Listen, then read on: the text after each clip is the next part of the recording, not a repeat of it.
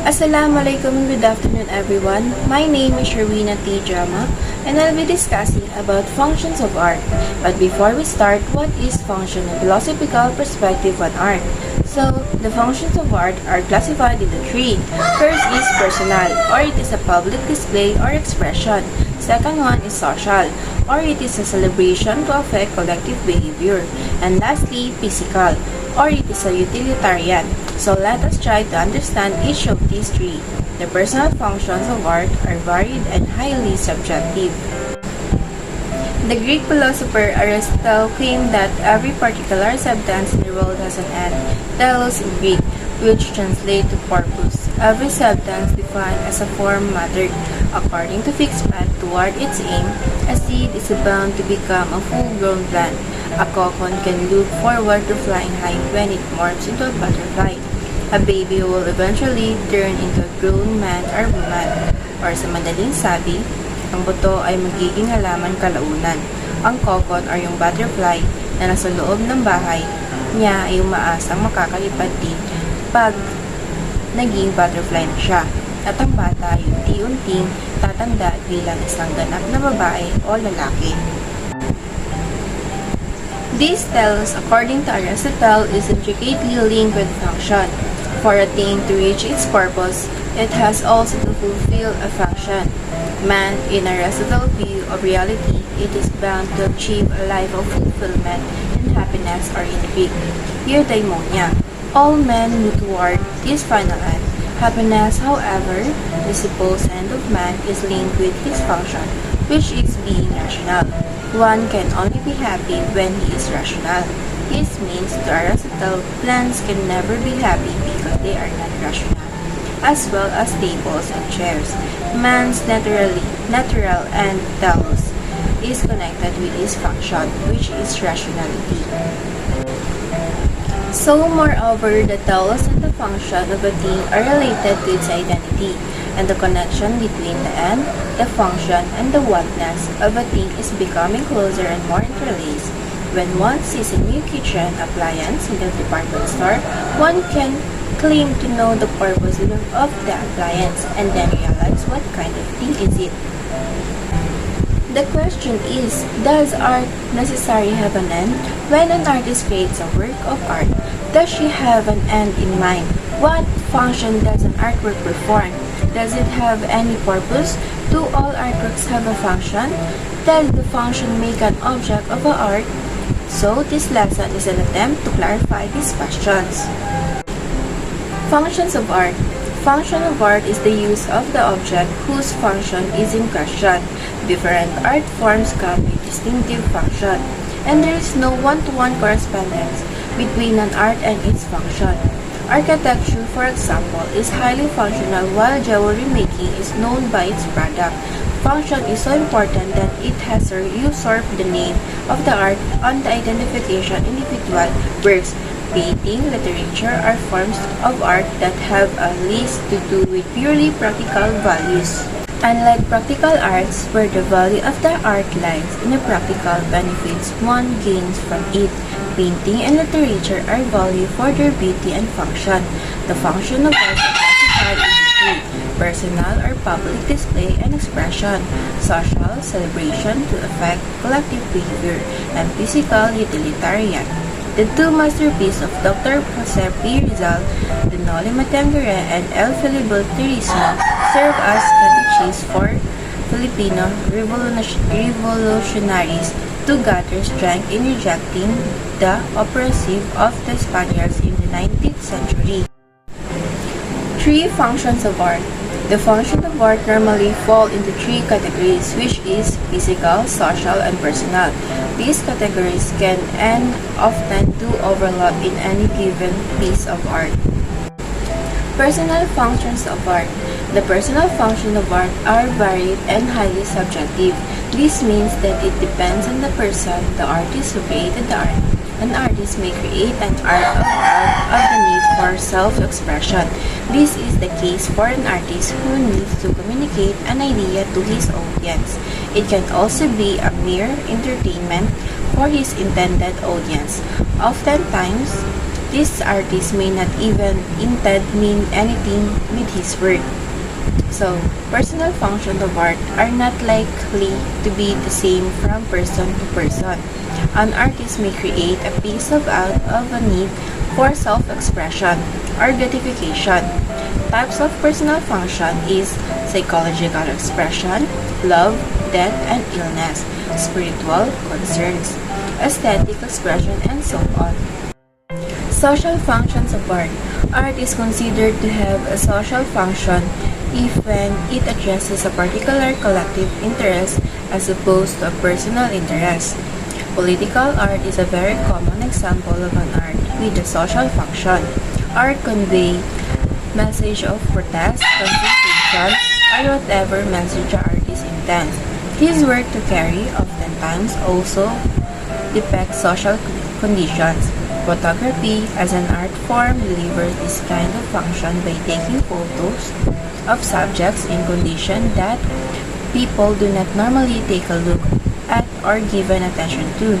Pictures of poverty may carry emotional overtones that may solicit action of awareness from their audience. Social functions of art are those that go beyond personal intrinsic value to art's social benefits. Individual and their society are dynamically related. For example, it influences a human group. For instance, what products sell well because of their package design. It is made to be seen or used in public situations. Look at the murals of Diego Rivera and or Maya Lin's Vietnam Veterans Memorial. If you are familiar with that, makikita niyo doon ang isang larawan na nagpapakita ng it describes aspect of life shared by all as opposed to personal kinds of experience.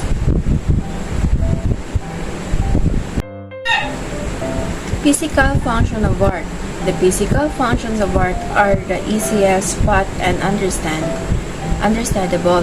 The physical function of art can be found in artworks that are crafted in order to serve some physical purpose. A Japanese Roku bowl that serves as a physical function in a tea ceremony is an example of architecture. Jewelry making and even interior design are all forms of arts that have physical function. It is a work of art that are created to perform some service physical functions. For example, a painting, sculpture, or performance exists in the physical world. Commonly studied physical functions included activities such as walking and climbing stairs.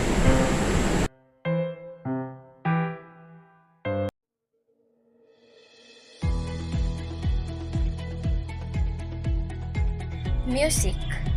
Music in its original form was primarily functional. Music was used for dance and religion among dancers. Music was listened to and performed by people for reasons foreign to ancient civilizations. There is now much music that has no connection to dance or religion. Harana is an example, because people compose music to express their feelings and emotions. Music is also used as a wonderful accompaniment to stage plays and films. Sculpture. Sculptures were made to commemorate important historical figures in history. Jose Rizal's monument in Rizal Park and Andres Bonifacio's monument in Caloocan are common examples. Another example is coins. Coins are also manifestations of the sculpting function. Every coin here in the Philippines features the relief of a famous hero or personality. Architecture. Architecture may be the best known functional art form. Buildings are large, expensive, and not easy to build and replace. Unlike other art forms such as pottery, furniture, poetry, or even paintings, buildings take a very long time to build and destroy. Sa pagpaplano ng isang structure ng architecture, kinakailangang seryosong inisasaalang ang mga natural na kondisyon tulad ng topografiya at klima ng lugar ng gusali. at mga kondisyong panlipunan tulad ng layunin ng gusali mismo. Example na dito is yung simbahan. Diba dapat ng simbahan ay matibay ang pagkakagawa para kahit bumagyo or mainit ang klima, hindi agad-agad ito masisira. Does art always have to be functional? Although it has been shown that most works of artwork, there are still some that are not. The value of a work of art does not depend on the function but on the work itself. A functional object cannot be claimed to be beautiful unless it can perform its function adequately. This adequate performance of function partially determines the beauty of a design in these functional art forms. Tinutukoy nito ang kagandahan sa ilang mga gawa ng sining. Pero ang isang bagay na mahusay na gumagana ay hindi kinakailangang maganda. Dahil higit pa sa kahusayan ang hinihingi ng sining. So there are still questions that what exactly consists of beauty and artwork? What makes it beautiful? What exactly makes a work of arts? What exactly is arts? Philosophical perspective on art. Art as an imitation. Plato's The Republic paints a picture of artists as imitators and art as are mere imitations. In his metaphysics or view of reality, the things in this world are only copies of the original, the eternal, and the true entities that can be found in the world of forms. Art is just an imitation of an imitations. A painting is just an imitation of nature, which is also an imitation of reality in the world of forms. The word imitation, ito yung mga ginagaya natin o yung iba ginagawa natin. Ibig sabihin, according to Plato, imitasyon lamang ang sining. Kasi kung anong ating naiisip, ito yung ating napipinta. Or kung anong ating nakikita sa ating paligid, ito'y ating napipinta or naidodrawing. Ay maaari ding sabihin natin na ang imitation ng realidad ay nakapaloob mismo sa mundo kung anong ating nakikita. Kung anong ating naiisip, ito ay ating nalilikha. Kaya para sa kanya, ang art ay imitasyon lamang. Art is good when it imitates reality. An imitationalist artist focuses on mimicking and representing real life. In a successful piece of art, the textures, light, shadows, human proportion, and perspective are highly realistic, as if you could reach out and touch them. Masasabi natin ng isang sining na mabuti at mahusay kapag ito ay nag-i-imitate or nagagaya nito ang isang katotohanan. So katulad ng mga imitationalist artists, nagpo-focus sila sa paggagaya dahil nag-represent sila ng isang makatotohanang realidad or makatotohanang buhay. Pero sa pagtatagumpay natin sa isang piece of art, dapat pwede natin itong mahawakan, pwede nating damdamin kung ano ba yung texture, yung color, or yung shadows nito, at kung mayroon human proportion.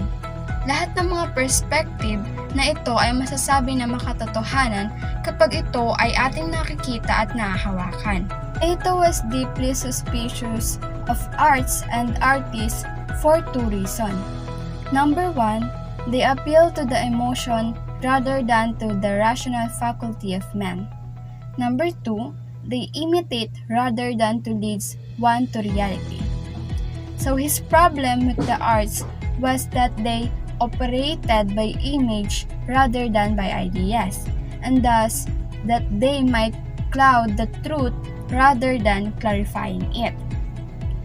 For Plato, art is dangerous because it provides a petty replacement for the real entities that can only be attained through reason. Since art imitates physical things, which in turn imitate the forms. Art is always a copy of a copy and leads us even further from truth and toward illusions. For this reason, art is dangerous as well as because of its power to steer the emotions. And that's all for my topic. Once again, I am Ella Elsman. Thank you for watching. Assalamualaikum warahmatullahi ta'ala wabarakatuh.